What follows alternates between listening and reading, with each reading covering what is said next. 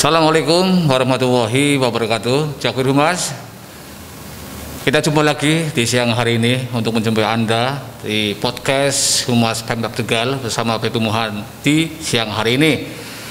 Podcast Humas akan selalu menjumpai Anda untuk memberikan informasi baik siang ataupun malam, selalu ada untuk Anda. Ya, Jagur Humas, kiranya sudah 2 pekan ini pemerintah intensif mengkampanyekan normal baru, kehidupan normal baru yang adaptif terhadap upaya pencegahan penularan COVID-19, menjaga agar masyarakat tetap sehat dan aktivitas sosial ekonominya berjalan produktif namun aman dari COVID-19.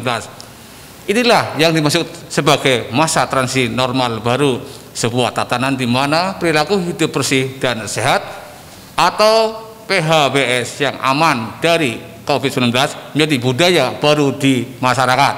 Harapannya masyarakat sepenuhnya sadar akan kewajiban dan tanggung jawabnya sebagai warga negara untuk saling menjaga, saling melindungi dari paparan COVID-19.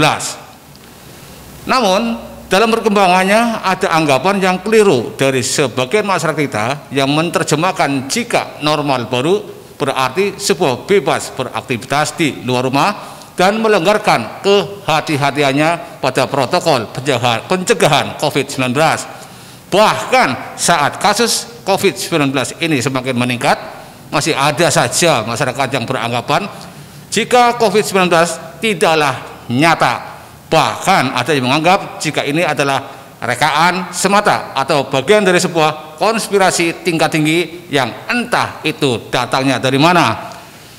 Bersama kita telah hadir juru bicara gugus tugas percepatan penanganan COVID-19 Pemkab Tegal, Bapak Dr. Joko Wandoro, yang akan mengupas tuntas perkembangan COVID-19 dan serba-serbinya. Selamat siang Pak Dr. Joko Wandoro. Selamat siang Mas Bebeng. Assalamualaikum warahmatullahi wabarakatuh. Waalaikumsalam warahmatullahi wabarakatuh. Sehat ya Pak ya? Alhamdulillah. Semoga diberi kesehatan untuk Pak Joko selalu, karena harus selalu mengawasi pasiennya dan sebagai jubirnya gugus tugas. Ya Pak Joko, ini seputar COVID ya, satu pertanyaan untuk Pak Joko.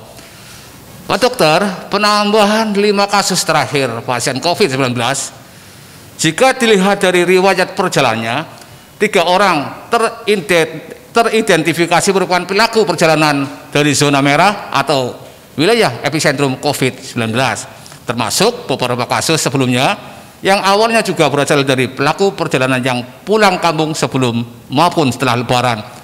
Selain menimbulkan keprihatinan, tentunya ini juga memunculkan sejumlah pertanyaan.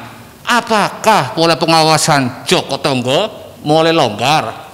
Mungkin Pak Dokter bisa menjawabnya dari sisi pelaporan warga pendatang yang masuk ke Puskesmas. Silakan Pak Joko. Oke, terima kasih Mas Bebeng. Oke, Pak. Ya, memang saat ini kita ini bisa dibilang kasusnya tidak menurun tapi semakin meningkat. Iya, Pak. Dan kebanyakan kasus ini kalau kita evaluasi sejak awal adalah kasus-kasus yang bisa disebut dengan kasus impor. Maksudnya Pak, gimana Pak? Artinya kasus ini datang dari daerah terjangkit atau orang-orang yang pulang dari daerah terjangkit atau daerah epicentrum, baik itu mungkin di Jakarta dan sekitarnya, dari Bandung, Semarang, juga dari Jawa Timur gitu ya. Jadi kebanyakan adalah seperti itu. Nah, ini yang menjadi persoalan kita ini, luas wilayah Kabupaten Tegal cukup luas, lebar, cukup luas, mencakup 285 desa dan kelurahan ya. Dan kelurahan ini perlu suatu tindakan di mana masing-masing desa ini perlu melakukan suatu monitoring pada warganya yang baru pulang tentunya ya, khususnya yang baru pulang dari daerah terjangkit. Ya. Harusnya orang yang pulang dari daerah terjangkit ini dilakukan isolasi mandiri selama 14 hari di rumah ya. Inilah tugas dan peran desa sebagai mana yang dicanangkan dalam programnya Bapak Gubernur Jawa Tengah dengan Joko Tonggo. Mari kita mengawasi atau memonitor tetangga-tetangga kita khususnya yang baru pulang dari daerah terjangkit. Artinya dengan memonitor itu karena mereka harus diisolasi, ayo kita bantu segala kebutuhannya ya, dengan misalnya kita penuhi kebutuhan kehidupannya selama 14 hari. Dengan begitu orang-orang yang sudah pulang dari daerah terjangkit ini, dia akan tetap berada di dalam rumahnya, mengisolasi diri, sehingga proses penularan ini kemungkinan terjadinya akan sangat amat kecil karena dia hanya menjangkit pada dirinya saja. Karena sekali lagi harus kita ingat, penularan COVID ini adalah karena adanya droplet atau percikan ludah atau percikan batuk atau percikan bersin yang keluar dari orang yang terjangkit. Jadi kita tidak memusuhi, kita tidak mengucilkan, tetapi isolasi itu supaya mereka tidak kontak dengan orang di sekitarnya. Kira-kira itu Mas Bebe. Menurut Pak Joko ya, dalam pantauan Pak Joko selama ini, untuk orang-orang yang tadi pulang dari perjalanan yang daerah zona merah Pak. Iya. Menurut Bapak sudah terbuka mereka Pak? Sudah mematuhi aturan-aturan yang ada dalam protokol kesehatan? Artinya mereka pulang terus melaporkan diri ke Pak RT ataupun pergi ke puskesmas untuk menguruskan diri. Menurut pantauan Bapak gimana?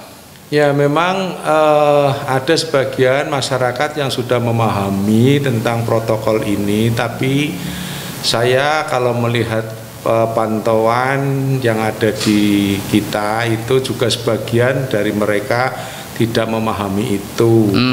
Untuk itu aktivitas atau proaktifnya dari gugus tugas percepatan di tingkat desa ini perlu lebih diaktifkan lagi atau lebih waspada atau gimana ya Pak ya? Lebih punya gerakan sehingga semua orang yang berasal atau datang dari daerah terjangkit itu selalu terpantau. Ya, dengan begitu saya yakin kalau ini terjadi itu pasti nanti kasus baru di Kabupaten Tegal khususnya yang berasal dari daerah impor atau kasus-kasus impor ini akan sangat menurun. Iya, minimal sudah diminimkan kalau warganya sudah sadar tentang bahaya COVID-19 ya Pak ya. Sebenarnya keluarga yang paling atau paling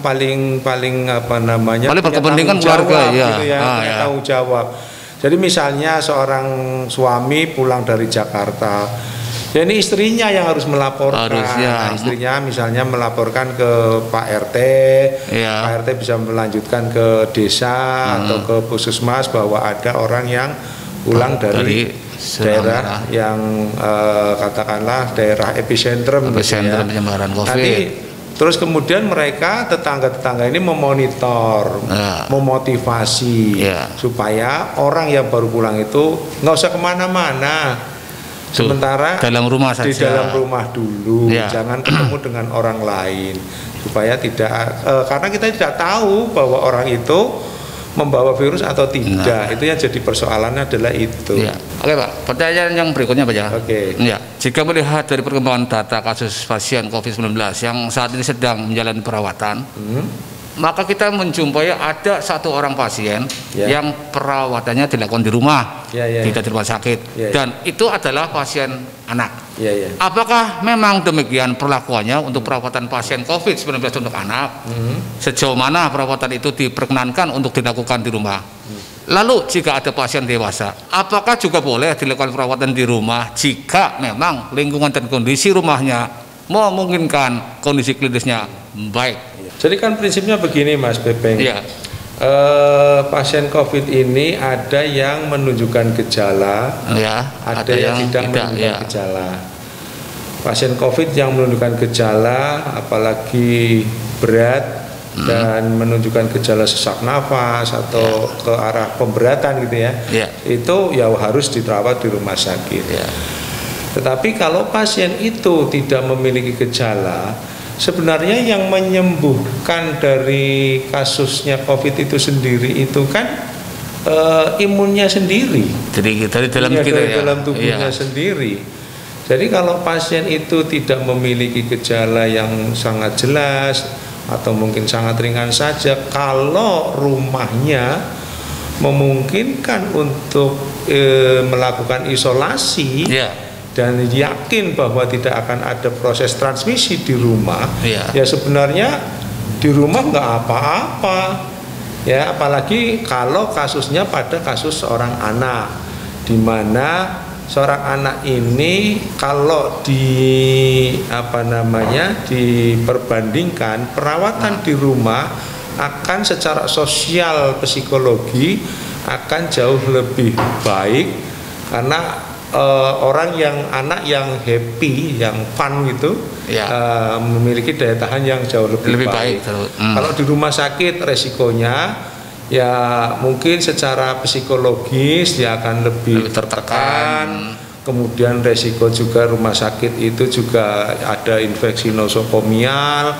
Jadi kalau seorang anak dia tidak punya gejala, tidak ada hal-hal yang mengkhawatirkan, tidak ada komorbid komorbid pasien atau sakit yang menyertai, ya itu lebih baik dirawat di rumah, karena dengan di rumah itu perhatiannya akan lebih lebih secara psikologis akan lebih baik.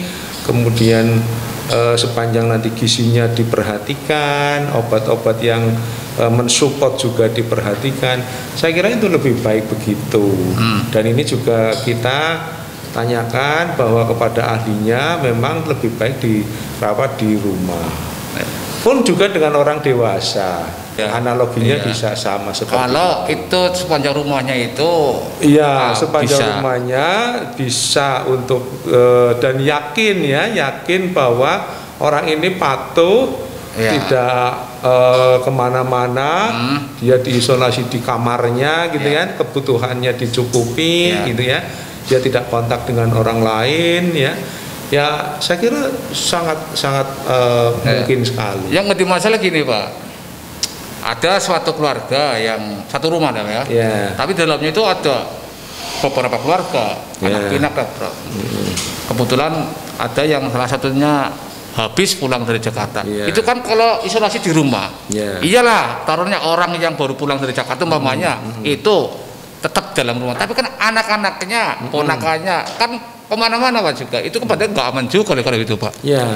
Ya sebenarnya itu tadi konsepnya, isolasi itu orang ini tidak boleh kontak dengan orang lain yang pasti tidak memiliki sakit atau tidak sakit.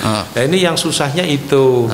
Makanya seharusnya orang yang tidak memiliki kapasitas untuk dilakukan isolasi di rumah, itu tadi Satgas Percepatan Penanganan COVID desa harus memiliki peran yang aktif gitu ya. Perannya itu perannya ada di sana. Misalnya dulu kita ada kasus, misalnya ada sebuah perusahaan yang kemudian pemiliknya positif bahkan sampai meninggal, kemudian oleh desa diisolasi di desa gitu ya.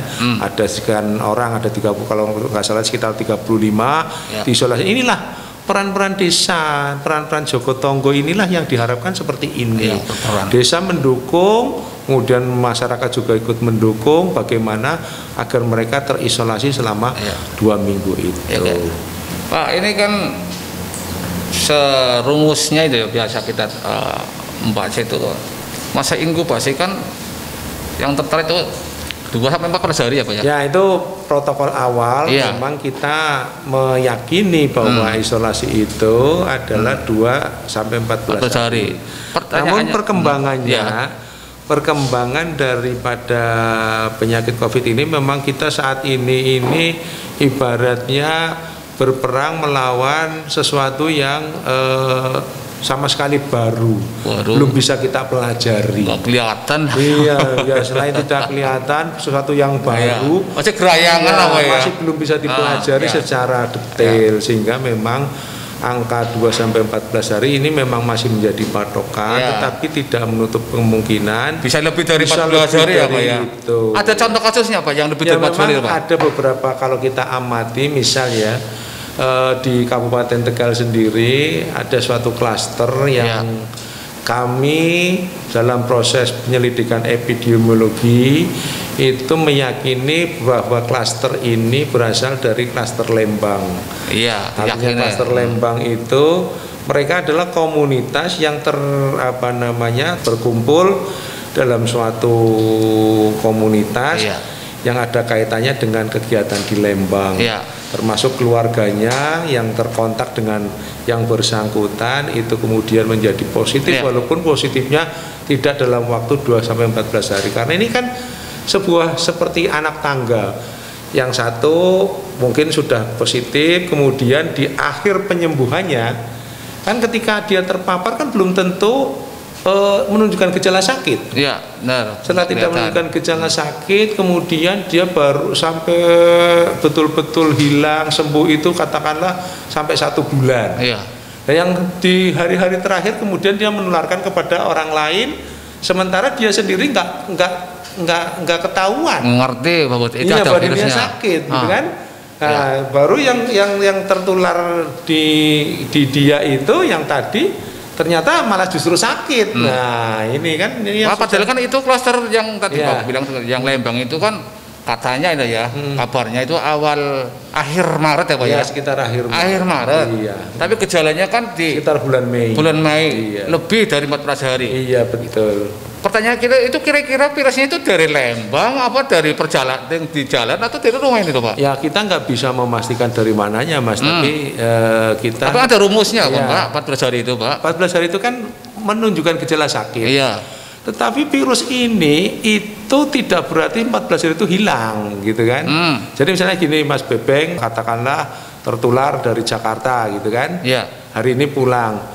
Mas Bebeng bisa menunjukkan gejala sakit setelah 2-14 hari. Atau Mas Bebeng tidak sakit sama sekali. Kelihatan sakitnya. Iya, tidak sama sakit sama sekali. Tetapi Mas Bebeng punya di dalamnya ada virus. Iya. Dan virus ini bisa bertahan sampai 1 bulan lebih. Oh, berarti virus itu nggak mati ya Pak ya?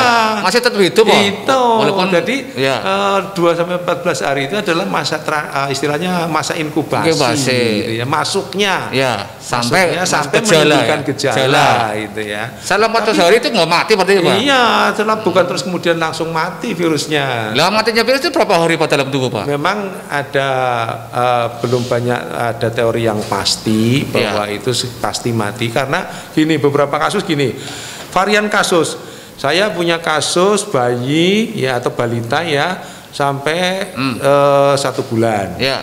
Kemudian orang dewasa muda itu sampai 60 hari. Ya, 60 hari itu baru sampai negatif. Ya, terus kemudian ada kasus lagi usia lanjut 73 tahun itu 3 bulan Mas, baru negatif. Panjang ya Pak. Iya, jadi pemeriksaan yang berapa itu berarti? Yang ke-13 atau 14, minggu ke-14 baru negatif. Terus kemudian kasus yang lain juga yang di sini, yang dari Lembang juga itu setelah kira-kira 2 bulan lebih pemeriksaan yang ke 10 atau ke 11 itu 11-12 itu baru negatif. Artinya apa? Walaupun klinisnya tidak muncul, tidak tampak sakit, bisa saja pemeriksaan laborat ini belum sembuh-sembuh. Di kabupaten lain juga salah satu klaster dari Goa itu yang juga kegiatannya di bulan-bulan Maret gitu ya, itu baru muncul sakitnya itu sekitar bulan-bulan Mei. Maret, Mei 1 bulan. Iya, Maret, April, Mei hampir 2 bulan ya. Terus itu pun sebenarnya nggak sakit karena dilakukan rapid test, kemudian reaktif. Setelah reaktif kita lakukan swab dan ternyata positif. tapi orangnya nggak sakit. Ya. Kemudian kita pantau terus dalam setiap minggu kita ambil swabnya itu sampai minggu ke-12 itu baru menunjukkan hasil yang negatif.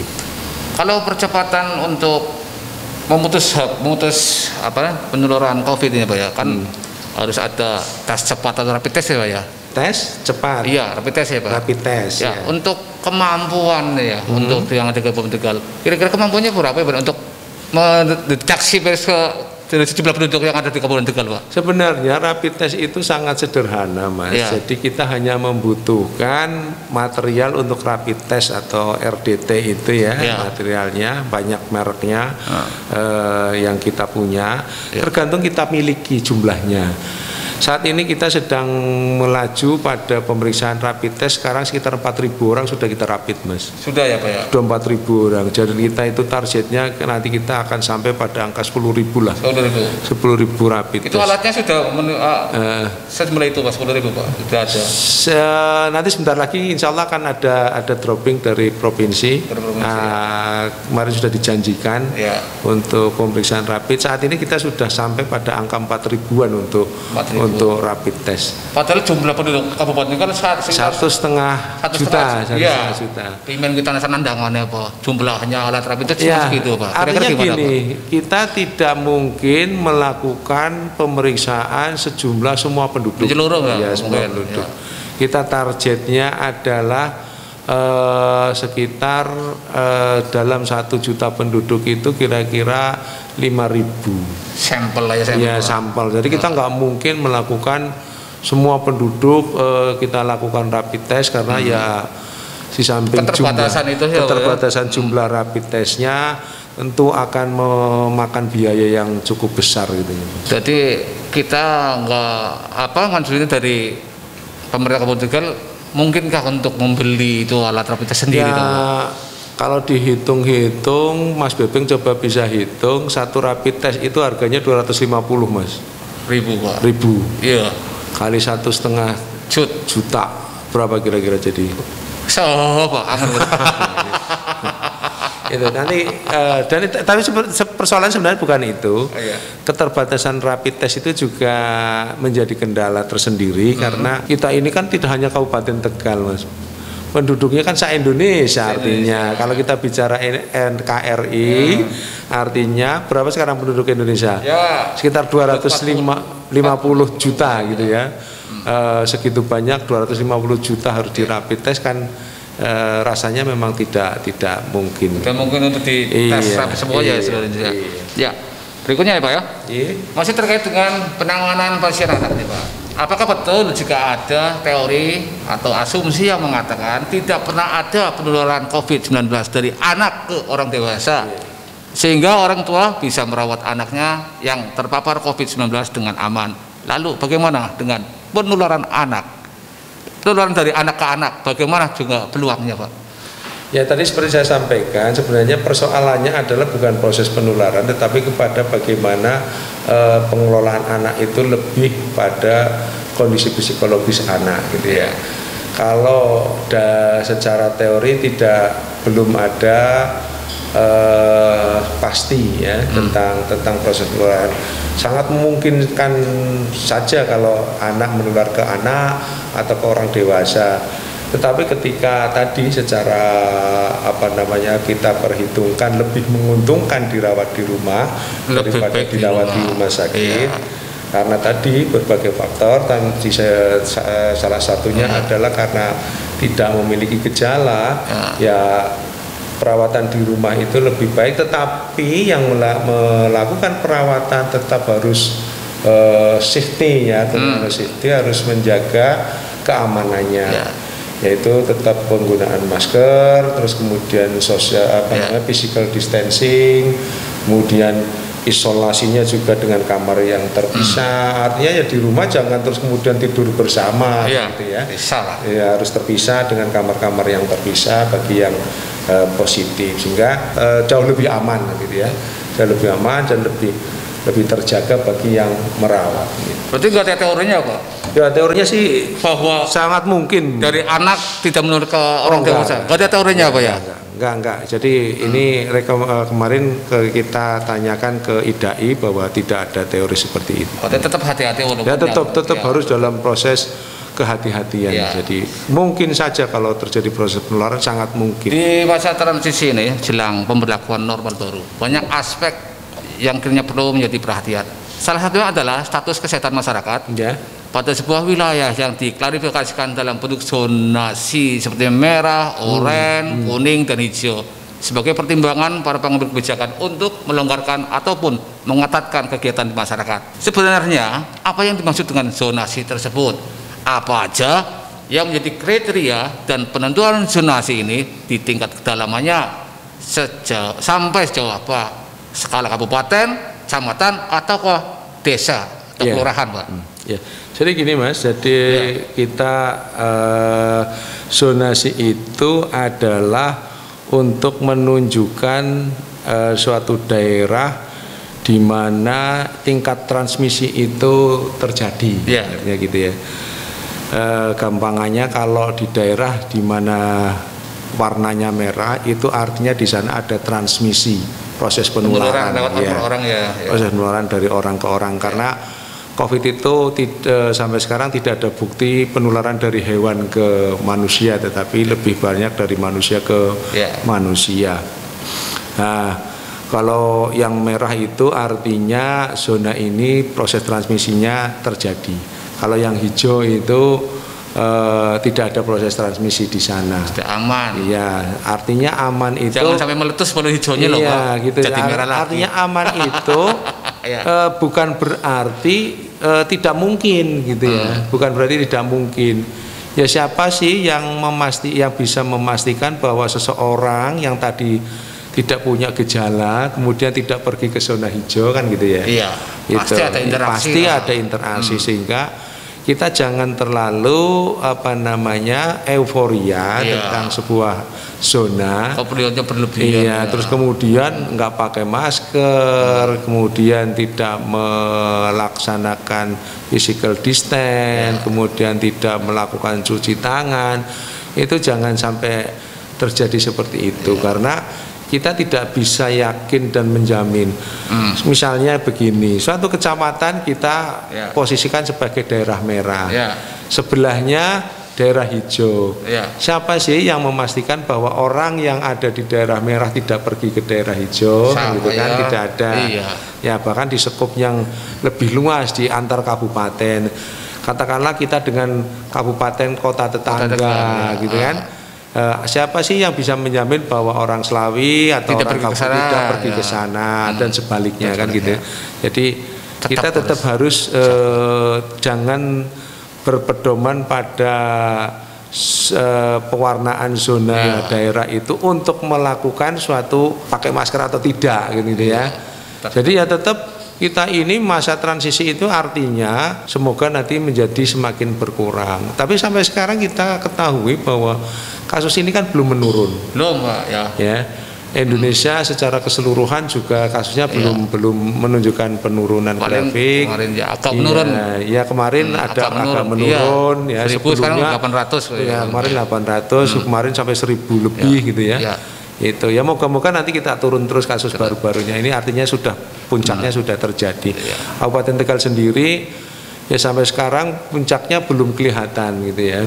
Moga-moga kalau ini tidak ada kasus baru lagi berarti artinya sudah akan terjadi penurunan. Kemarin kayak bongbong ya Kabupaten Tegal satu positif yang masih dirawat. Pada saat kira akan berakhir. Iya, pada saat ternyata di belakang beluntung raya sarahan itu. Bertambah lagi berkaitan dengan mobilitas masyarakat pasca Lebaran itu ya. Karena aktivitas masyarakat yang banyak, mobilitas yang banyak ini yang mengakibatkan barangkali hal yang mengakibatkan terjadinya kasus baru. Yang terpenting adalah diri Anda sendiri yang bisa menjaganya, Pak ya. Ya, konsep dasarnya adalah bahwa yang bisa menghindar atau bisa mencegah COVID itu adalah masing-masing orang. Kesadaran dari kita masing-masing. Kalau kita patuh terhadap protokol yang sudah ditetapkan oleh pemerintah dan tentunya dengan ikhtiar doa gitu ya Mas Bebek, jangan sampai lupa yakin pasti kita tidak akan kena COVID.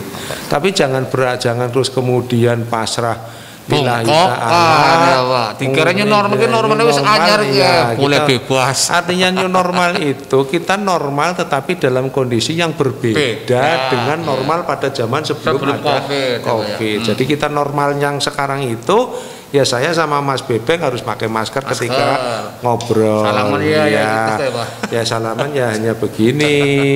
Ya terus apalagi saya dengan Mas Bebeng jaraknya ada 1 meter lebih kan itu ya. Terus kemudian apalagi pakai masker, jaga jarak. Kemudian saya tadi mau masuk harus cuci tangan. Itu harus selalu, jangan lupa aja kesel bosan itu cuci yang tangan. disebut new normal ya itu tadi. Bukan new normal itu normal seperti zaman sebelum ada COVID kan gitu ya. Prangasane virus jadi new normal itu bukan wis normal, wis normal tapi ada salah tangkap. Normal yang baru. Gitu. Salah satu strategi untuk memutus rantai penularan COVID atau virus corona adalah dengan merespon secara cepat, agresif, luas pada setiap kasus terkonfirmasi COVID-19, termasuk memperbanyak rapid test atau uji cepat di sejumlah tempat publik rawan penularan COVID ataupun pada kelompok rentan tertular dan menularkan COVID-19. Berkenaan dengan hal ini, apa saja yang sudah dilakukan oleh tim kesehatan gugus tugas COVID-19 Kabupaten Tegal? Sejauh mana hasilnya dan apa rencana ke depan melihat kasus COVID-19 di Kabupaten Tegal ini yang makin meningkat, Pak? Ya, memang sudah ya bisa dibilang kalau kita boleh mengeluh ya Mas, tapi kita nggak boleh mengeluh. Sudah cukup lelah lah kita dalam melaksanakan penanggulangan COVID. Jadi setiap kita ada kasus terkonfirmasi pasti semua kontak dari orang yang terkonfirmasi itu kita tracking. Jadi misalnya gini, Mas Bebeng positif. Hari ini ketemu Mas Bebeng siapa aja ini satu. Jangan saya contohnya misal. Contohnya Boyo aja lah, jangan saya lah. Soalnya kalau yang di sini ruangannya ada Mas Bebeng, tau nggak? Jadi saya nggak mau mencontohkan yang lain ini. Makam kela. Ya, maka hari ini Mas Bebeng ketemu dengan siapa saja. Amit-amit, gitu ya. Terus kemudian kemarin ketemu dengan siapa, di rumah ada siapa saja. Satu orang yang positif bisa saja trackingnya sampai 30 orang. Bisa sampai 100 orang gitu ya. Itu ukuran hari atau minggu Pak kira-kira? Ya ukuran di mana tadi kira-kira dia terpaparnya kapan gitu kan. Kemudian setelah terpapar itu dia dolennya mari ngendi, ketemunya siapa saja. Itu yang kita lacak semuanya. Ya, jadi sampai itu sebagai memutus rantai pertumbuhan ya. Dan alhamdulillah dari berbagai tindakan tracking ini kebanyakan kasus yang sudah kita tracking berhenti. Artinya berhenti, dia sudah nggak lagi punya keturunan. Selesai lah ya, sudah selesai. Itu yang baru-baru ini berarti yang belum di-tracking ya. Bukan yang baru-baru ini yang datang dari luar gitu kan. Jadi bukan yang perkembangan yang sudah sakit kemudian hasil tracking kemudian ada yang sakit. Ada orang baru lah ya Pak. Orang baru, jadi istilahnya klaster baru. Klaster baru gitu ya. Itu.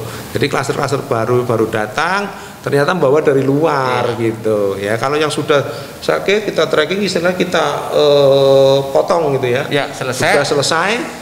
Sementara tunggulah ya Pak ya. Yang ini sudah sembuh, sudah nggak ada penularan lain. Tetapi ini yang banyakan yang baru ini adalah yang datang dari luar itu. Terus kemudian salah satu strateginya ya tadi semua kontak trackingnya kita rapid test kan gitu kan. Setelah kita telusuri mau diapain kan gitu kan. Kita rapid, ternyata ada yang reaktif. Kita tindak lanjuti. Kalau yang tidak reaktif kita isolasi juga, monitor juga selama 14 hari. Ya, kemudian yang reaktif kita tindak lanjuti, kita isolasi sampai betul-betul nanti setelah 14 hari bahwa ini tidak ada perkembangan menjadi lebih buruk. Sudah tidak lagi. Nah, itu kan berarti sudah berhenti gitu kan. Itu satu. Kemudian berkait dengan tadi dasar pemikirannya adalah mobilitas masyarakat, khususnya orang-orang yang membutuhkan kebutuhan misalnya hal-hal yang pokok, contoh yang ke pasar. Oh. Pasar itu kan susah, Mas. Kalau nanti pasarnya tutup, kita mau beli makanan di mana? Paling susah yang menaklukkan pasar itu. Nah, paling susah itu, ya. Terus kemudian mall gitu ya. Mungkin yang membutuhkan kebutuhan pokok itu. Jadi kita dengan di pasar kita lakukan RDT massal. RDT massal itu kita ambil sampel dari penjual, dari pembeli gitu ya. Kita ambil sampel-sampel semua di Kabupaten Tegal kita lakukan itu, sehingga kita menjaring, ya istilahnya menjaring kemungkinan ada orang-orang yang tadi bukan hasil trackingnya tadi, gitu kan. Mungkin juga kan kita tracking itu kan ada yang lolos, misalnya nggak ketahuan bahwa dia sudah kontak dengan misalnya bakul jamu gitu ya, atau bakul bakul sayur gitu, atau dia pernah pergi ke pasar, kan kita nggak tahu. Jadi kita tracking kita lakukan RDT massal, dan kita tadi sudah saya sampaikan sudah kita 4.000 lebih ya. 4.000 lebih yang sudah direpit ya Pak ya. Ya, semoga sih aman lalu di tengah upaya pembatasan kegiatan sosial masyarakat, muncul sebuah fenomena pesepeda yang marak dijumpai di jalanan, dan tidak sedikit yang kemudian membentuk komunitas tertentu atas dasar kesamaan tertentu pula, termasuk komunitas kantor A, lembaga B, dan seterusnya, yang mengaspal di jalanan dengan sepedanya. Dan kalau kita melihat praktek di lapangan, tidak sedikit pula masyarakat yang pesepeda tersebut yang tidak menggunakan masker saat mengayuh sepedanya. Apakah ini termasuk perilaku yang berbahaya atau rentan dengan penularan virus, Pak? Ya, ini Mas Bebeng, ini memang saya lihat ini lagi marak, Pak. Di mana-mana sepeda. Termasuk saya juga sedang sepeda, Mas. Nah, jadi sedang olahraga, dan ini merupakan salah satu olahraga yang cukup baik dalam meningkatkan imunitas tubuh. Jadi olahraga yang tidak terlalu berat, mahal lah tidak mahal dan cukup murah, dan mungkin nyaman gitu ya, nyaman. Ini sebenarnya baik. Namun demikian, ini yang perlu menjadi perhatian bagi para istilahnya goeser gitu ya. Tukang genjot sekarang istilahnya goeser gitu ya. Para penggoes ini untuk selalu waspada. Waspada. Kenapa waspada ini penting? Karena proses transmisi pada kelompok orang-orang yang bersepeda bersama itu amat sangat mungkin terjadi proses penularan. Jadi mungkin ada sangat mungkin di antara mereka. Jadi tetap saja protokol kesehatan harus dilaksanakan dengan cara tadi. Hanya 3 hal yang kita pentingkan. 1, pakai masker, 2, jaga jarak, 3, dan cuci tangan. Itu saja. Cuma senjata itu ya, Pak, gitu ya. Senjata kita melawan COVID itu adalah jaga jarak, pakai masker, dan cuci tangan. Sesering mungkin menggunakan sabun dan air yang mengalir atau hand sanitizer. Aja bosan. Kadang kalau kita bosan, jangan menyepelekan gitu. Salah satu titik rawan potensi penularan COVID-19 adalah penyelenggaraan pendidikan, termasuk pendidikan agama berbasis asrama seperti pondok pesantren dan sejumlah pihak ataupun pengelola pondok pesantren yang berencana membuka pendidikannya, atau bahkan ada sebagian yang sudah berjalan. Bagaimana sikap gugus tugas dalam menanggapi hal ini, Pak? Memang ini adalah sebuah proses gitu ya. Kita memang tidak bisa berdiam diri terus untuk mengatasi COVID, kan? Ada 2 sisi. Kalau kita berdiam diri terus tanpa ada suatu proses kegiatan, misalnya kegiatan ekonomi, kita habis duitnya. Kita kan nggak mungkin tetap harus keluar kita harus begitu. Namun demikian yaitu tadi ya, memang dari sisi kesehatan seharusnya kita harus membatasi diri, tidak bersosialisasi. Tetapi kalau kita dalam waktu yang terlalu lama untuk berdiam diri, tentu ini juga ada dampak lain, ekonomi, maka dari itulah yang kita sebut dengan masa transisi menuju yang namanya new normal. Dengan adanya masa transisi ini, ayo kita simulasikan bagaimana kegiatan, apakah itu kegiatan pendidikan, kegiatan kesenian, kegiatan ekonomi yang lain yang bisa dilaksanakan tetapi tidak terjadi proses penularan kasus. Nah ini ya, nah, kita harus cerdas seperti itu. Berarti dalam era new normal ataupun normal baru, ekonomi juga jalan. Iya. Kasus COVID-nya pun bisa dicegah, tidak boleh bertambah. Nah ini bagaimana caranya? Kan harus dua-duanya jalan. Nggak mungkin kan di rumah terus. Seberapa banyak duitnya habis kalau dimakan di rumah. Itulah yang kita harus berlaku atau bertindak cerdas untuk bisa menjalankan.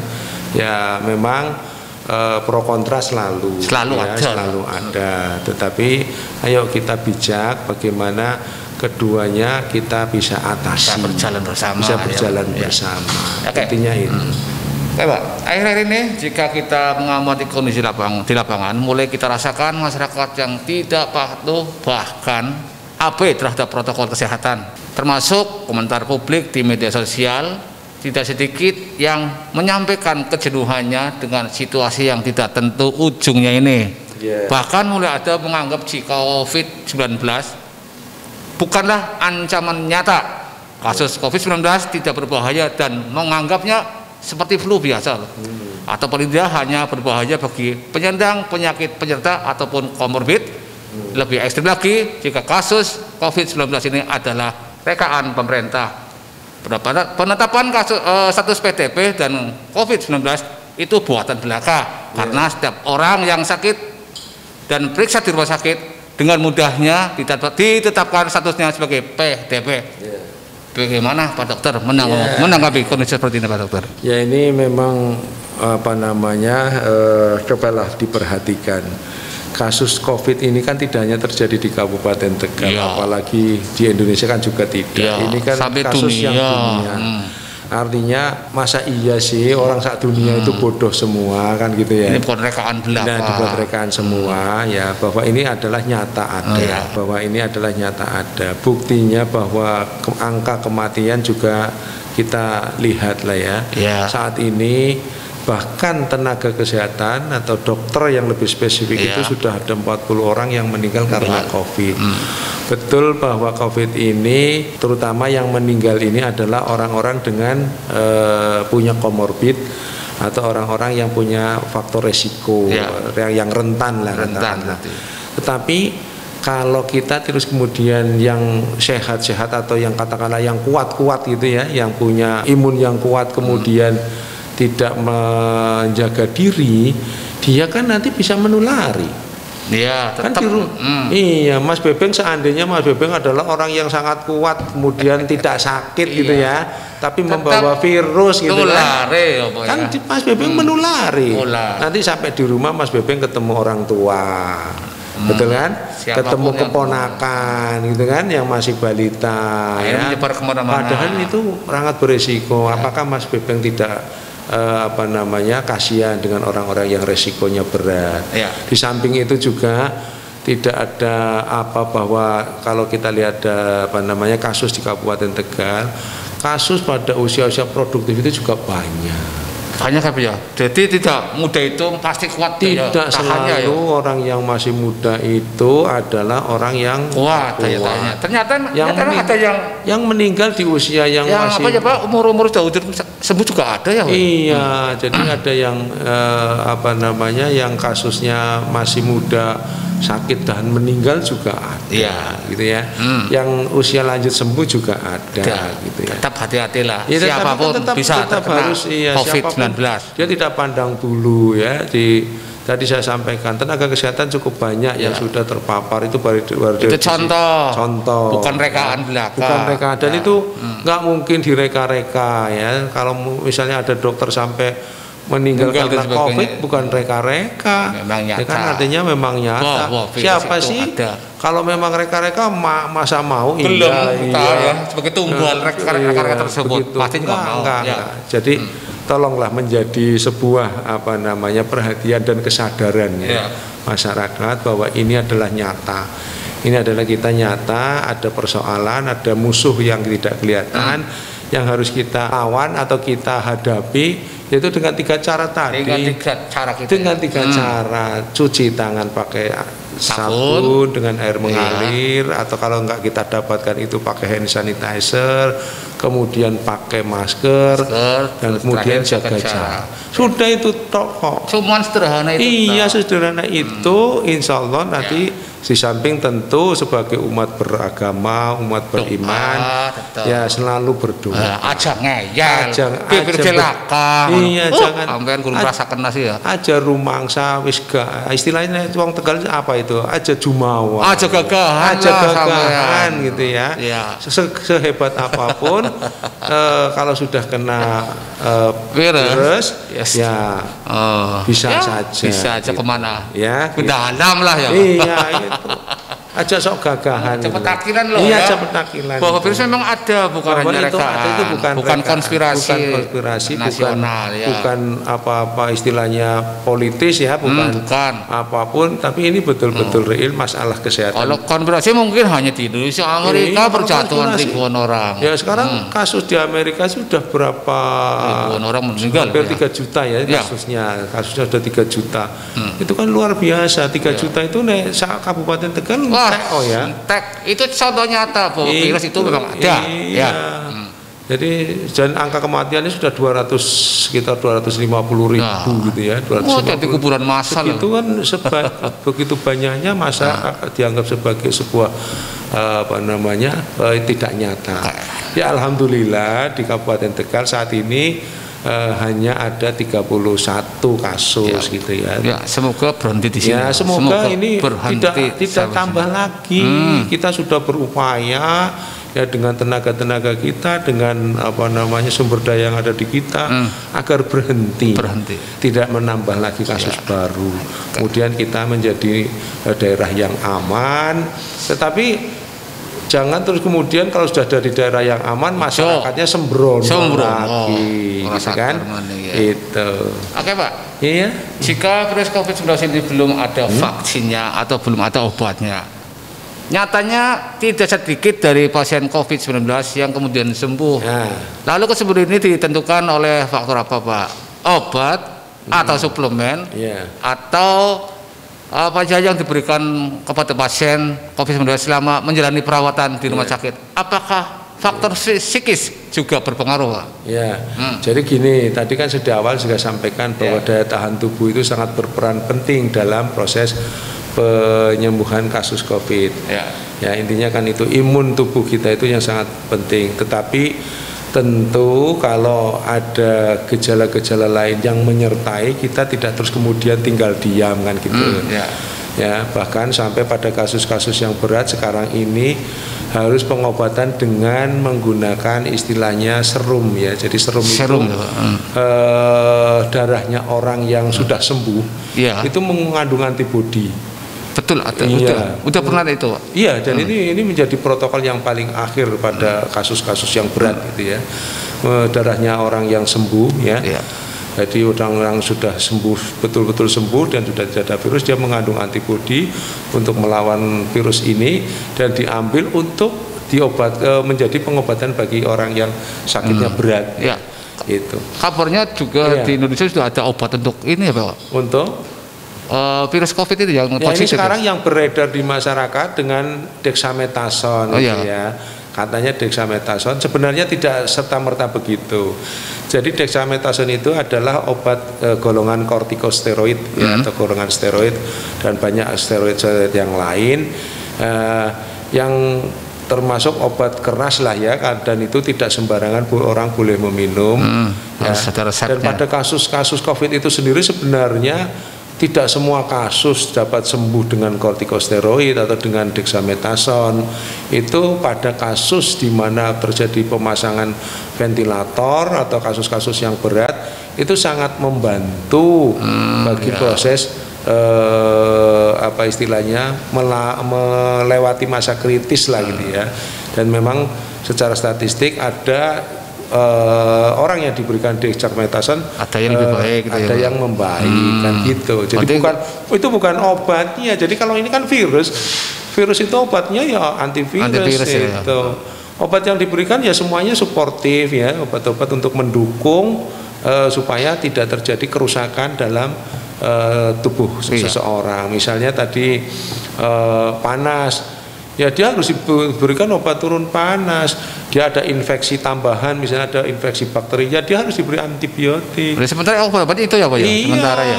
Tetapi itu tadi kemampuan orang dalam merespon virus ini itu kan bermacam-macam, artinya berbeda-beda. Ada yang sangat kuat sehingga tidak terjadi perburukan pada kasus tersebut, tetapi ada yang orang yang dengan menjadi kasusnya menjadi semakin buruk juga begitu. Itu. Oke, Pak Joko, pertanyaan demi pertanyaan sudah dijawab dengan gamblang ya. Semoga Jakir Humas ataupun warga Kabupaten Tegal umumnya dapat mencerna penjelasan dari Pak Dr. Joko tersebut ya. Nggak ada lagi yang namanya konspirasi, reka, nggak ada. Itu memang betul-betul memang ada. Betul, ya. betul. Demikian Jakir Humas bincang-bincang kita siang hari ini. Sampai jumpa di edisi podcast Humas Pemkab Tegal berikutnya.